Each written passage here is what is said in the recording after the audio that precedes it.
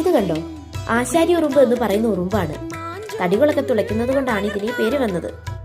അതെ, ഞാനൊരു കാര്യം ആലോചിക്കുമായിരുന്നു.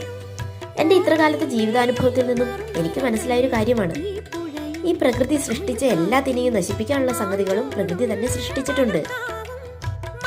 ഒരിടത്ത് കുറച്ച് വെള്ളം വീണോന്നിരിക്കട്ടെ, കുറച്ച് സമയം കൊണ്ട് അവിടെ ഉണങ്ങുന്നില്ലേ? വേനലിന്റെ കാഠിന്യം കൂടുമ്പോ കൊടും വരൾച്ച വന്നെത്തുമ്പോഴേക്കും മഴ വരുന്നില്ലേ?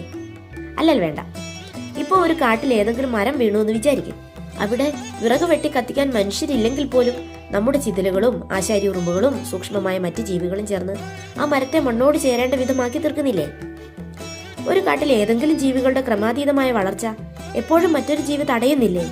പുറത്തുനിന്ന് മനുഷ്യന്റെ ഇടപെടൽ ഇല്ലാതിരുന്നാൽ മാത്രം. നമ്മൾ ഇടപെട്ട് കഴിഞ്ഞാൽ ചിലപ്പോൾ ചിലരുടെ വംശനാശത്തിലേ അവസാനിക്കും. അത് വേറെ കാര്യം. പിന്നെ ഒരു സംശയം എന്താന്ന് വെച്ചാൽ, നമ്മൾ സൃഷ്ടിച്ച പ്ലാസ്റ്റിക് എങ്കിലും ക്രമാതീതമായി ഭൂമിയെ മൂടാതിരിക്കാനുള്ള വഴി നമുക്കറിയുമോ എന്നതാണ്. പ്രകൃതിയുടെ ചില നിയമങ്ങളിൽ എനിക്ക് എപ്പോഴും അത്ഭുതം തോന്നും.